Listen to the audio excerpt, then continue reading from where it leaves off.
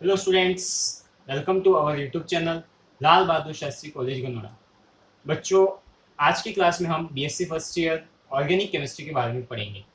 आपने अभी तक 11th-12th में जो ऑर्गेनिक पढ़ी होगी वो अच्छे से पढ़ी होगी, जिसमें आपने जीओसी, हाइड्रोकार्बन और ऑक्सीजन मतलब ऑक्सीजन के जो कंपाउंड है उसके बारे में, नाइट्रोजन के जो कंपाउंड है उसके बारे में पढ़ा होगा, बायो इनऑर्गेनिक केमिस्ट्री पढ़ी होगी और साथ ही आपने स्टीरियो केमिस्ट्री भी पढ़ी होगी।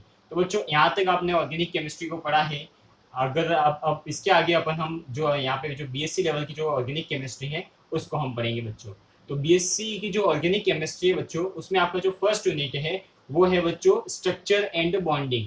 स्ट्रक्चर बॉन्डिंग ऑर्गेनिक कंपाउंड में किस तरह से होती है, तो किसी ऑर्गेनिक कंपाउंड में उसका स्ट्रक्चर कैसा होगा उसके बारे में पढ़ेंगे, साथ ही उसमें बॉन्डिंग किस तरह से होगी उसके बारे में पढ़ेंगे। तो बच्चों, ऑर्गेनिक केमिस्ट्री की जब हम बात करते हैं तो ऑर्गेनिक केमिस्ट्री का जो बेस होता है या फिर मतलब जो ऑर्गेनिक केमिस्ट्री हम किसे कह सकते हैं, तो ऑर्गेनिक केमिस्ट्री वो होती है बच्चों जिसमें हम कार्बन के कंपाउंड्स का स्टडी करते हैं, कार्बन के कंपाउंड की स्टडी करते हैं। तो वो क्या होती है, अपनी ऑर्गेनिक केमिस्ट्री होती है। ऑर्गेनिक केमिस्ट्री में सबसे पहला चैप्टर अपने पास है स्ट्रक्चर एंड बॉन्डिंग। क्या है बच्चों? स्ट्रक्चर एंड बॉन्डिंग, संरचना और बंधन। ऑर्गेनिक केमिस्ट्री में किसी भी कंपाउंड की संरचना क्या होगी या फिर उसमें बंधन मतलब उसमें बॉन्डिंग कैसे होगी, बंध कैसे बनेगी, उसके बारे में पढ़ेंगे बच्चों।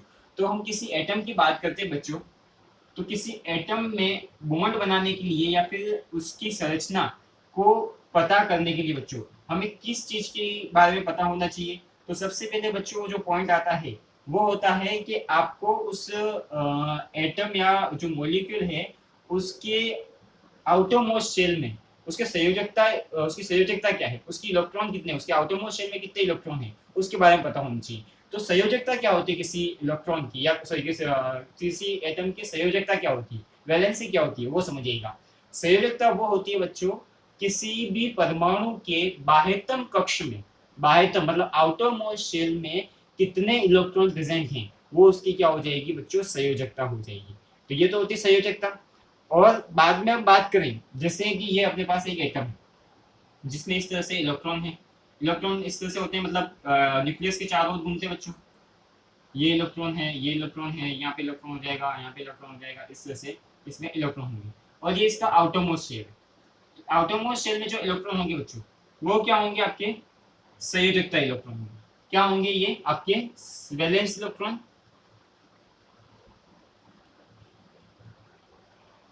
और साथ ही अगर हम इस परमाणु से वैलेंस इलेक्ट्रॉन को हटा दें, वैलेंस बच्चों ये समझना बहुत ही इंपॉर्टेंट पॉइंट है, वैलेंस इलेक्ट्रॉन को हटा दें तो बचे हुए इलेक्ट्रॉनों को क्या कहेंगे बच्चों? कर्नेल कहेंगे। क्या कहेंगे बच्चों? कर्नेल कहेंगे। कर्नल ये बहुत ही इंपॉर्टेंट डेफिनेशन मतलब पॉइंट है, इस वर्ड को समझिए बच्चों, एग्जाम में पूछा जाता है कर्नल क्या होता है। तो कर्नल क्या होता है बच्चों? किसी परमाणु के आउटर मोस्ट शेल में संयोजकता इलेक्ट्रॉन को अलग करने के बाद जो परमाणु का हिस्सा बचता है उसे हम क्या कहते हैं बच्चों? कर्नेल। क्या कहते हैं? कर्नेल या फिर कर्नेल के इलेक्ट्रॉन कहते हैं। तो संरचना और बंधन में सबसे पहले अपन देखेंगे किसी भी परमाणु की संरचना। तो संरचना किस पे डिपेंड करती है कि आउटर मोस्ट शेल में इलेक्ट्रॉन कितने हैं, और आउटर मोस्ट शेल में जो इलेक्ट्रॉन होंगे वही क्या करेंगे, आपके बंध बनाने में पार्टिसिपेट करेंगे। और जिस तरह से बंध बनाएंगे तो उसकी डायरेक्शनल प्रॉपर्टी के अकॉर्डिंग उनका क्या होगा, उनकी जो स्ट्रक्चर है वो अपन पता कर सकते हैं। और बंध कैसे बनेंगे बच्चों? तो बंध बनने के तरीके आपको पता है। या तो इलेक्ट्रॉन क्या करेंगे, कोई भी परमाणु क्या करेगा, अपने इलेक्ट्रॉन को डोनेट करके या फिर किसी इलेक्ट्रॉन को लेके क्या करेगा, बॉन्ड बनाएगा। वो बॉन्ड कौन सा होगा? आपका आयनिक बॉन्ड होगा। दूसरा तरीका क्या होता है कि कोई दो परमाणु मिलके इलेक्ट्रॉन का साझा करके क्या बनाते हैं, बॉन्ड बनाते हैं।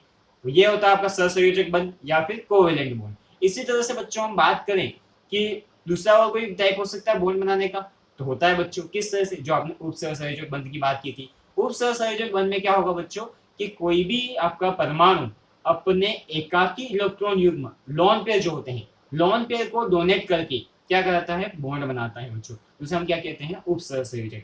तो इसमें हमने बच्चों देखा कि स्ट्रक्चर नहीं, तो स्ट्रक्चर किस पे डिपेंड करता है, तो संयोजकता इलेक्ट्रॉन पे। बॉन्डिंग किस पे डिपेंड करती है बच्चों, तो इसके संयोजकता इलेक्ट्रॉन पे। वैलेंस इलेक्ट्रॉन पे क्या डिपेंड करती है, आपका स्ट्रक्चर और बॉन्डिंग दोनों ही डिपेंड करता है। तो स्ट्रक्चर की बात करें, अब जैसे इसमें कुछ लिखिएगा बच्चों, पॉइंट लिखवाता हूं मैं आपको, उसके आगे हम बढ़ते हुए इसमें आगे बढ़ते हैं। तो सबसे पहले हम लिखेंगे बच्चों की संयोजकता के इलेक्ट्रॉन कौन से होते हैं, वैलेंस इलेक्ट्रॉन क्या होते हैं। तो कुछ डेफिनेशन है ऑर्गेनिक को शुरू करने से पहले बच्चों जो आपको ध्यान में रहनी चाहिए। अगर ये आपको पता है तो आप ऑर्गेनिक को स्टेप बाय स्टेप समझेंगे बच्चों। अगर आपने कोई स्टेप छोड़ी तो आपको ऑर्गेनिक समझने में बहुत दिक्कत आएगी। तो समझिएगा, सबसे पहली जो इसमें स्टेप होगी तो संयोजकता के इलेक्ट्रॉन। तो किसी परमाणु की बाह्यतम कक्षा में उपस्थित इलेक्ट्रॉन उस तत्व की संयोजकता को प्रदर्शित करते हैं। तो लिखेंगे बच्चों, यहाँ पे क्या लिखेंगे, किसी परमाणु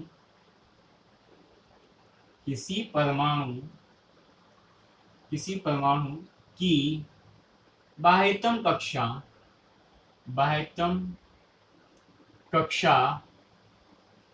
में उपस्थित इलेक्ट्रॉनों, बच्चों समझिएगा, किसी परमाणु की बाह्यतम कक्षा मतलब कि आउटर मोस्ट शेल, किसी एटम के आउटर मोस्ट शेल में प्रेजेंट इलेक्ट्रॉन उस एटम की वैलेंसी को प्रेजेंट करेंगे। तो यहाँ पे हम क्या लिखेंगे बच्चों, किसी परमाणु की बाह्यतम कक्षा में उपस्थित, क्या लिखेंगे बच्चों, उपस्थित इलेक्ट्रॉन की संख्या उस तत्व या फिर उस परमाणु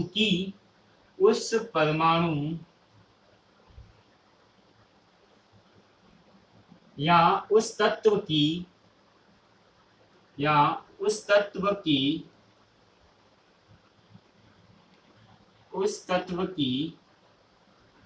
संयोजकता को प्रदर्शित करते हैं। किसे प्रदर्शित करते हैं बच्चों, तो संयोजकता को प्रदर्शित करते हैं।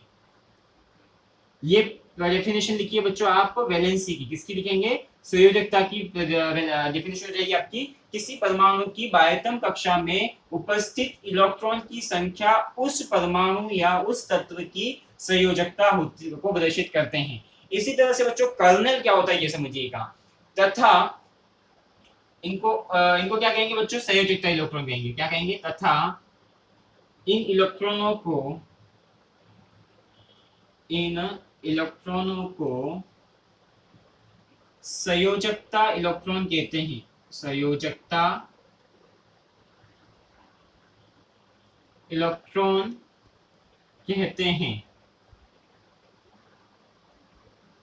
और इसके आगे बच्चों लिखिएगा, यदि परमाणु से, ये नेक्स्ट पॉइंट है आपका कर्नेल के लिए, यदि परमाणु से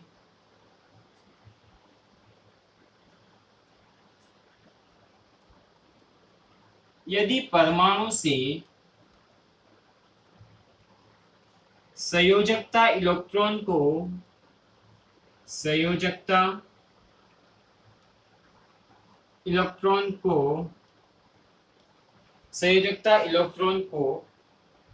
पृथक कर लिया जाए, संयोजकता इलेक्ट्रॉन को पृथक मतलब अलग कर लिया जाए, पृथक कर लिया जाए या हो जाए, पृथक कर लिया जाए, तो शेष परमाणु कर्नेल कहलाता है। तो शेष परमाणु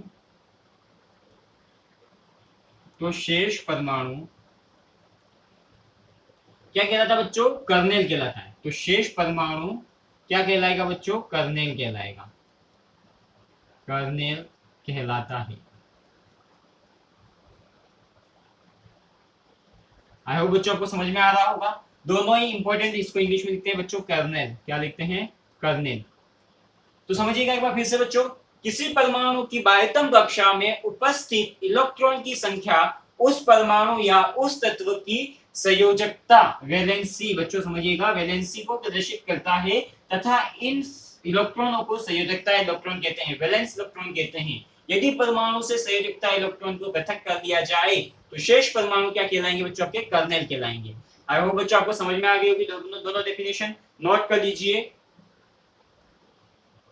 सब बच्चों ने नोट कर लिया होगा। आगे बढ़ते हैं बच्चों। इसका मैं डायग्राम से आपको एक बार समझा देता हूँ वापस। जैसे पहला डायग्राम बनाया था उसमें आप फिर से उसको एक बार रिपीट कर लीजिए। बच्चों नोट करने के लिए मैंने आपको पहले सजेशन दिया है, प्रीवियस क्लासेस में क्या दिया है कि आपको क्या करना है कि वीडियो को पॉज कर लेना है। जैसे मैं बीच में रुकता हूँ नोट कराने के लिए, तो उसमें आपको वीडियो को पॉज करना है और आराम से पूरा जो लिखवाया जाए उसे नोट करना है, आपको नोट्स बनाने हैं। तो बच्चों एक बार मैं बता देता हूँ किस तरह से कर्नेल को इलेक्ट्रॉन कहेंगे या फिर संयोजकता इलेक्ट्रॉन कहेंगे। जैसे इस तरह से अपने पास कोई परमाणु, उसके आउटर मोस्ट शेल में यहाँ पे जो इलेक्ट्रॉन है इनको क्या कहेंगे हम बच्चों, वैलेंस इलेक्ट्रॉन, वैलेंस इलेक्ट्रॉन, और या फिर संयोजकता इलेक्ट्रॉन, क्या कहेंगे बच्चों, संयोजकता इलेक्ट्रॉन, ऐसे लिखा हूं बच्चों।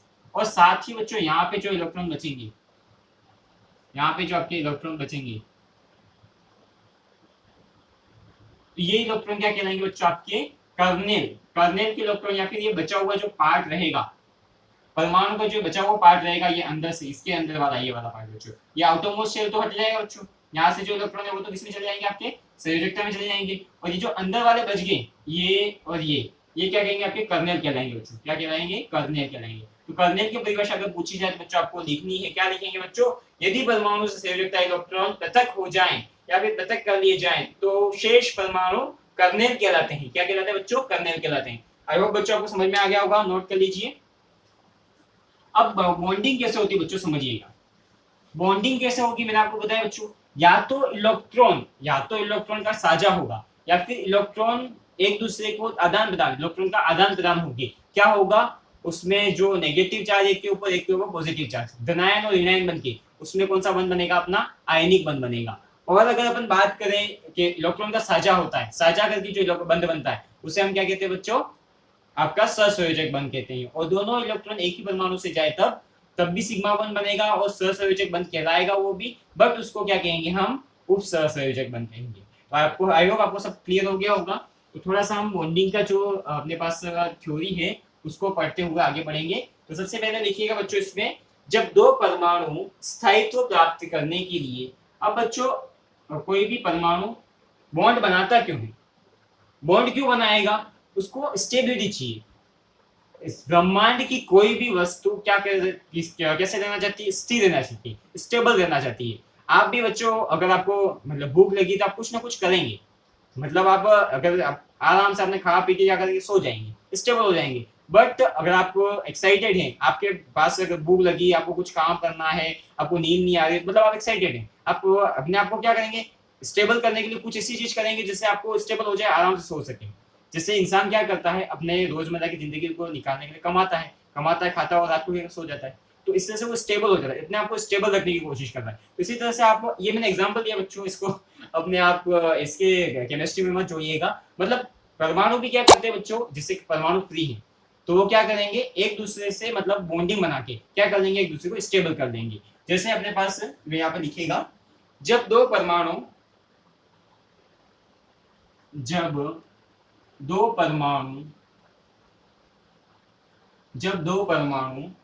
स्थायित्व प्राप्त करने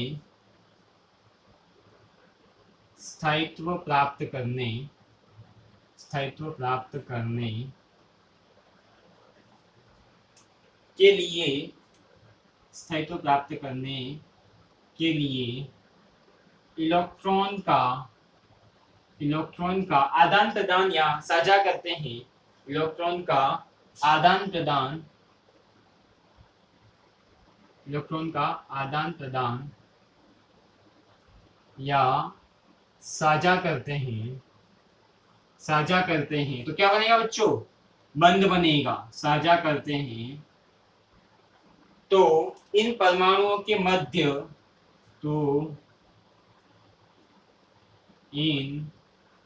परमाणु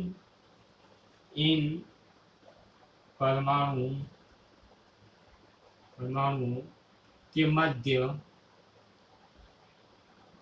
बंध बनता है, इन परमाणुओं के मध्य बंध बनता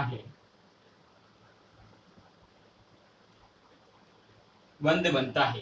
तो बच्चों बंध कैसे बनता है मैंने आपको लिखवा दिया है, जब दो परमाणु स्थायित्व प्राप्त करने के लिए इलेक्ट्रॉन का आदान प्रदान या साझा करते हैं तो इन परमाणुओं के मध्य बंध बनता है। नोट कर लीजिए बच्चों, और साथ ही लिखिए, परमाणुओं के मध्य निम्न 3 प्रकार के स्थायी विन्यास प्राप्त होता है। निम्न 3 प्रकार से सॉरी, यहाँ पे लिखेंगे बच्चों हम परमाणु, नीचे लिखिएगा इसके आगे, परमाणुओं में निम्न, मतलब वो अपने आप का मतलब अपने आप को स्टेबल कैसे करते हैं, तो 3 तरह से स्टेबल कर सकते हैं। परमाणुओं में निम्न तीन प्रकार से स्थायी विन्यास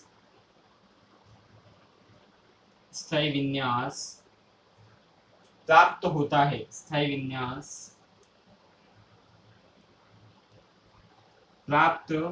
है। तो बच्चों इस तरह से कौन कौन से विन्यास प्राप्त करेंगे उसके बारे में समझते हैं। आई होप आपने नोट कर लिया होगा।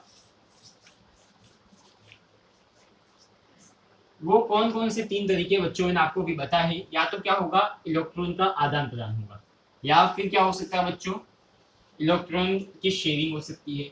और एक और टाइप है बच्चों जो आपने मेटेलिक बॉन्ड के बारे में सुना होगा। मेटेलिक बॉन्ड क्या होता है वो भी समझिएगा और उसको भी हम लिखेंगे।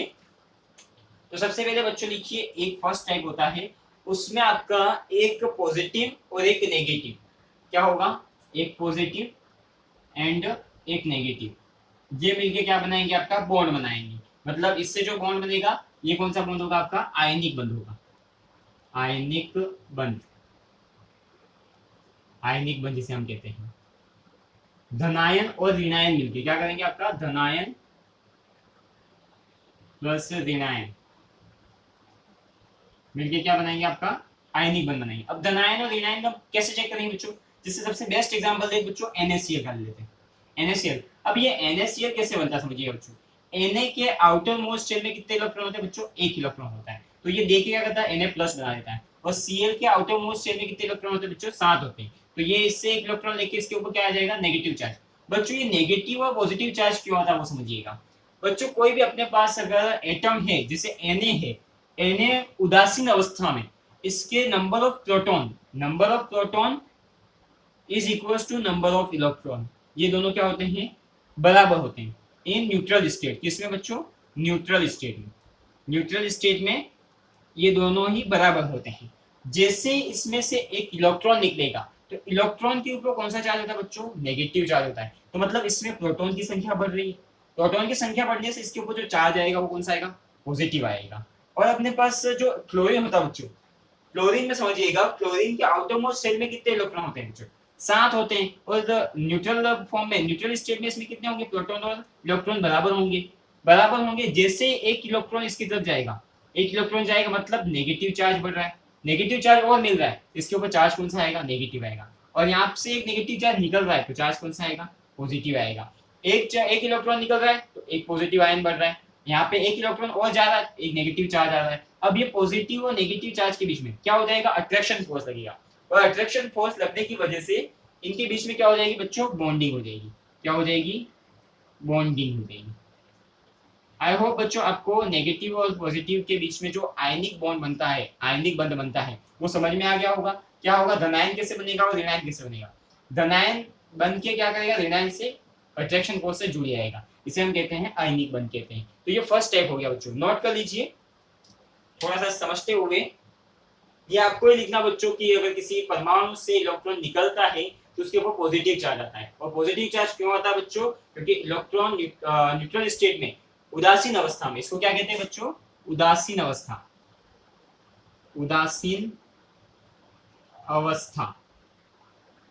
अवस्था में आपका जो एटम होता है उसमें इलेक्ट्रॉन तथा प्रोटॉन की संख्या क्या होती है बच्चों, बराबर होती है।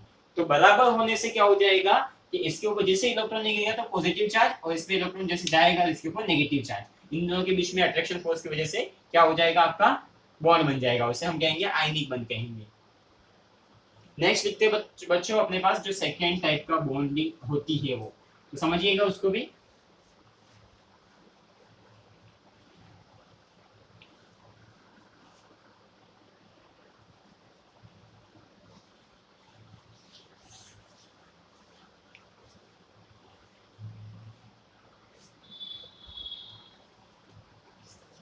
बच्चों ऐसे तत्व, या फिर अपन लिख सकते हैं इसमें negative plus negative and negative. इसमें हम क्या लिखेंगे बच्चों, आपका क्या बनेगा, कोवेलेंट बॉन्ड बनेगा। क्या बनेगा, कोवेलेंट बॉन्ड।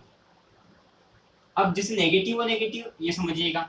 अब इसमें क्या होता है बच्चों, नेगेटिव कैसे, इलेक्ट्रॉन के ऊपर क्या हो जाता है, नेगेटिव चार्ज होता है, नेगेटिव चार्ज इसके ऊपर, नेगेटिव चार्ज इसके ऊपर, ये दोनों मिलकर क्या करते हैं, बॉन्ड बनाते हैं, और इस बॉन्ड को कहते हैं हम बच्चों कोवेलेंट बॉन्ड, जिसे हम कहते हैं हिंदी में सहसंयोजक बंध।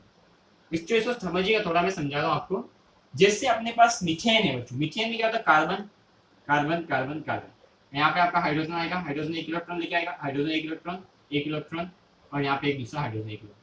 अब इसमें बच्चों देखिए, कार्बन के पास वैलेंस इलेक्ट्रॉन कितने होते हैं, 4 इलेक्ट्रॉन होते हैं, 4 इलेक्ट्रॉन होते हैं। सबको पता है कार्बन का इलेक्ट्रॉनिक कॉन्फ़िगरेशन क्या होता है, 1s2 2s2 और 2p2 होता है, 2p2 होता है। इसके अकॉर्डिंग तो क्या होता है बच्चों, इसकी जो वैलेंसी होनी चाहिए वो कितनी, 2 होती है, बट अपने को पता है कि हाइब्रिडाइजेशन से इसकी जो वैलेंसी होती है वो क्या हो जाएगी, 2s1 और 2p3। तो अनपेड इलेक्ट्रॉन इसके पास कितने हो जाएंगे, 3 हो जाएंगे, और 3 होने की वजह से, सॉरी 4 हो जाएंगे, और 4 होने की वजह से क्या है, अपनी जो वैलेंसी है, वैलेंसी कितने शो करेगा, 4 शो करेगा, 4 शो करेगा। तो बच्चों आउटरमोस्ट शेल में देखिए कितने इलेक्ट्रॉन, 1 2 3 और 4, 4 हो गए। अब देखिए हाइड्रोजन के पास भी कितना इलेक्ट्रॉन होता है, 1 इलेक्ट्रॉन होता है।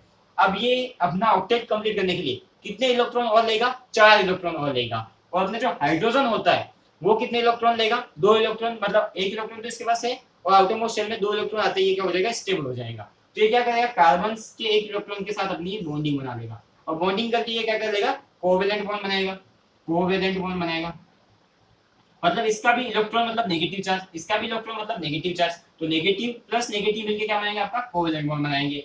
अब ये दोनों शेयरिंग करके क्या बॉन्ड बना दिया, इसे क्या कहेंगे, कोवेलेंट बॉन्ड कहेंगे, मतलब सहसंयोजक बंध कहेंगे। समझ में आ रहा होगा बच्चों, सहसंयोजक बंध कैसे बनता है, इसका इलेक्ट्रॉन और इसका इलेक्ट्रॉन दोनों ने क्या कर लिया, साझा कर लिया, मतलब इसके इलेक्ट्रॉन के ऊपर इसका बराबर इसका जितना हक है उतना ही इसके इलेक्ट्रॉन के ऊपर इसका हक है। तो ये क्या कर लेंगे, बॉन्ड बना लेंगे, और बॉन्ड बना के स्टेबल हो जाएंगे, हाइड्रोजन भी स्टेबल आपका, और आपका जो कार्बन है वो भी स्टेबल, यहाँ पे भी बॉन्ड बना देंगे, यहाँ पे भी बॉन्ड बना देंगे, और इस तरह से बॉन्डिंग हो जाएगी। और ये जो बॉन्ड बनेंगे आपके कौन से बनेंगे, कोवेलेंट बॉन्ड बनेंगे। आई होप आपको कोवेलेंट बॉन्ड भी समझ में आ गया होगा बच्चों।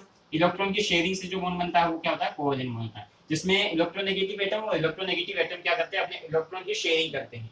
तो समझिएगा, आपको ये जो कॉन्सेप्ट है कोवेलेंट बॉन्ड का वो समझ में आ गया होगा।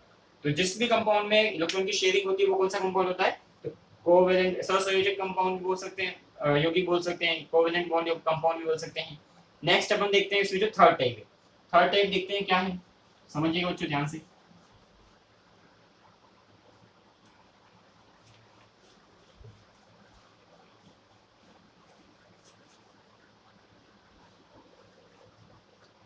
तो नेक्स्ट टाइप है बच्चों अपने पास धात्विक बंध।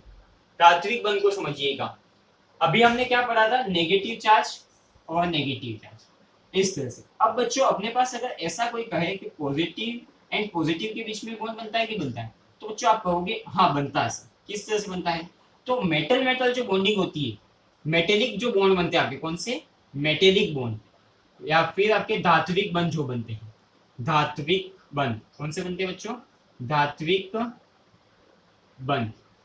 ये किस तरह से बनते हैं आपके, पॉजिटिव चार्ज और पॉजिटिव चार्ज।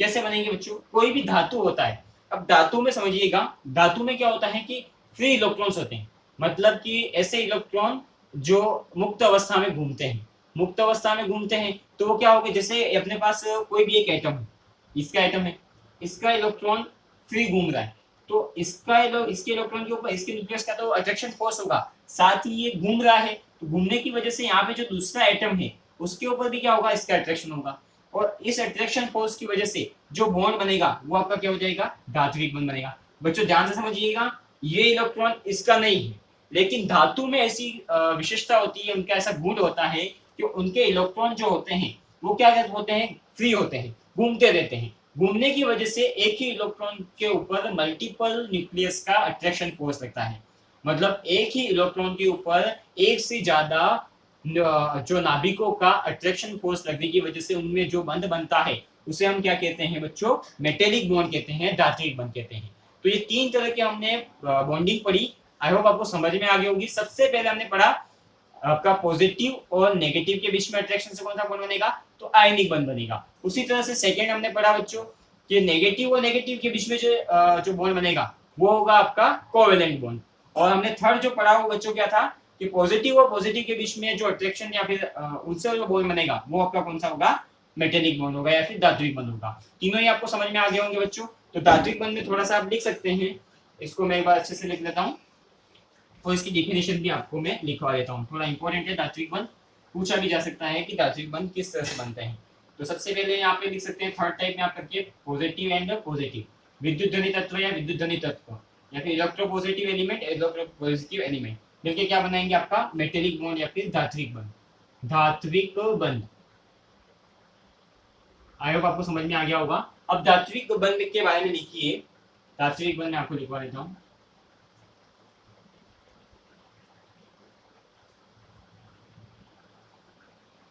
यह वह विशेष प्रकार का बॉन्ड या बंध जो क्रिस्टल में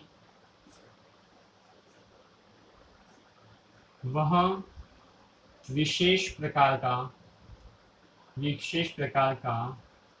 बंध जो वह विशेष प्रकार का बंध जो धातु क्रिस्टल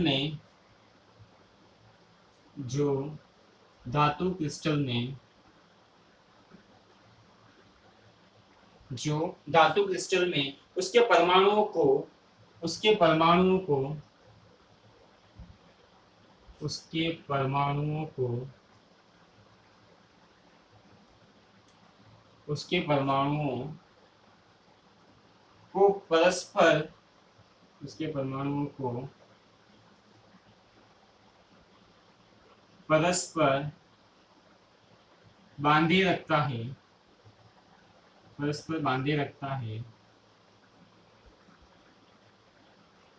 परस्पर बांधे रखता है धात्विक बंध कहलाता है। क्या कहलाता है बच्चों? धात्विक बंध कहलाता है।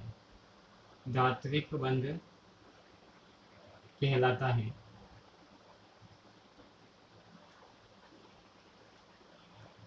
तो समझिए बच्चों, धात्विक बंध क्या कहलाता है? वह विशेष प्रकार का बंध जो धातु क्रिस्टल में उसके परमाणुओं को परस्पर बांधे रखता है, धात्विक बंध कहलाता है। मतलब ए बी सी इस तरह से, मतलब एक ही टाइप के मतलब जैसे यहाँ पे एक धातु में एक ही तरह के मतलब परमाणु होंगे, तो ए इन सबको एक दूसरे से जो बांध के रखता है उसे हम क्या कहते हैं? धात्विक बंध कहते हैं। एक और परिभाषा इसकी लिख लीजिए बच्चों धात्विक बंध के बीच में के लिए। धात्विक बंध के परमाणु, धात्विक बंध धातु के परमाणु के बीच, यहाँ पे लिखिएगा बच्चों धात्विक बंध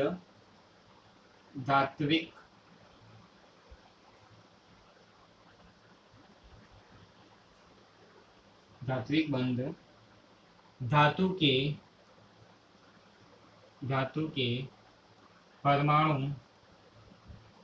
परमाणु के बीच, धातु के परमाणु के बीच उनके मुक्त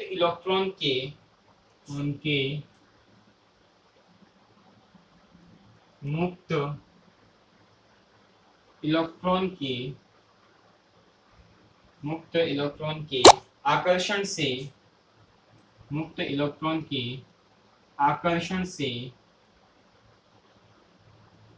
लगने वाले बंध से बनता है। आकर्षण से लगने वाले बंध से बनता है। धात्विक बंध धातु के परमाणुओं के बीच उनके मुक्त इलेक्ट्रॉन के आकर्षण से लगने वाले बंध से बनता है। इसमें धातु परमाणु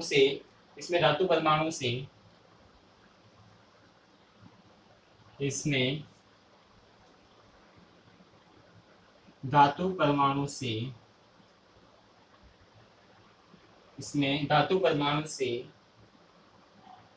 इलेक्ट्रॉन मुक्त होकर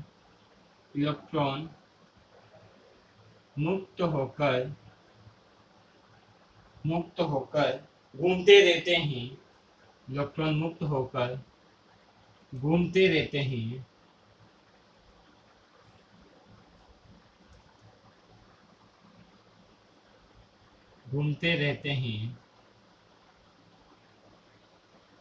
एवं उसी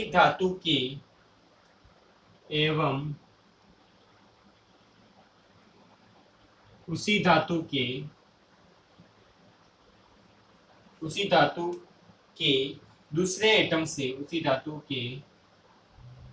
दूसरे एटम से या दूसरे परमाणु से दूसरे परमाणु से दूसरे परमाणु से आकर्षित होते हैं, दूसरे परमाणु से आकर्षित होते हैं, दूसरे परमाणु से आकर्षित होते हैं। तो बच्चों ये धात्विक बंध की परिभाषा हो गई। आपको समझ में आ गया। दो तरह की परिभाषा लिखी है बच्चों। सबसे पहले लिखा मैंने वह विशेष प्रकार का बंध जो धातु क्रिस्टल में उसके परमाणुओं को परस्पर बांधे रखता है, धात्विक बंध कहलाता है। साथ ही धात्विक बंध धातु के परमाणुओं के बीच उनके मुक्त इलेक्ट्रॉन, बच्चों समझिएगा, उनके मुक्त फ्री इलेक्ट्रॉन जो होते हैं, उनके मुक्त इलेक्ट्रॉन के आकर्षण से लगने वाले बंध से बनता है। मुक्त इलेक्ट्रॉन के आकर्षण से लगने वाले बंध से बनता है। इसमें धातु परमाणु के इलेक्ट्रॉन मुक्त होकर घूमते रहते हैं। धातु परमाणु के इलेक्ट्रॉन मुक्त होकर क्या करते हैं? घूमते रहते हैं, जिससे एवं उसी धातु के दूसरे परमाणु से आकर्षित होते हैं। एक परमाणु किसी एटम से निकल के घूम रहा है तो उसके ऊपर दूसरा एटम भी क्या करेगा? उसके ऊपर अट्रैक्शन फोर्स लगाएगा, और उस अट्रैक्शन फोर्स से जो बंध बनेगा वो आपका होता है बच्चों धात्विक बंध होता है। आई होप आपको धात्विक बंध समझ में आ गया होगा। नोट कर लीजिए इसको अच्छे से।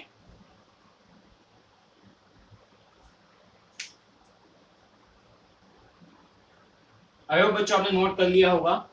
तो बच्चों आज की क्लास में हम इस जो आपका ऑर्गेनिक केमिस्ट्री है इसको यहीं तक ही पढ़ेंगे। नेक्स्ट क्लास में इसके जो दूसरे टाइप हैं, हम बॉन्ड्स के टाइप, जैसे मैंने आपको आयनिक बताया और कोवेलेंट बताया, और इसी के आगे कोऑर्डिनेशन बताया, सहसंयोजक उप सहसंयोजक बंध जो बताया, उसके बारे में डिटेल में पढ़ेंगे। तो आज की क्लास के लिए थैंक यू सो मच बच्चों। और साथ ही मतलब आशा है कि आपको समझ में आ रहा होगा। इस वीडियो को अच्छे से देखिए बच्चों, साथ ही आप बुक पढ़िए। बुक मैंने आपको बताई है आपको, सारी मतलब पिछली वाली वीडियो में जो इनऑर्गेनिक की क्लास ली थी उसमें मैंने बुक बताई आपको। सुरेश आमेटा की बुक लेनी है और उसी बुक में आपको सब कुछ सिलेबस A to Z मिल जाएगा, चाहे वो इंग्लिश मीडियम के बच्चे हों या फिर हिंदी मीडियम के बच्चे हों, दोनों के लिए सुरेश आमेटा की बुक अवेलेबल है और आसानी से आपको किसी भी बुक स्टोर पे मिल जाएगी।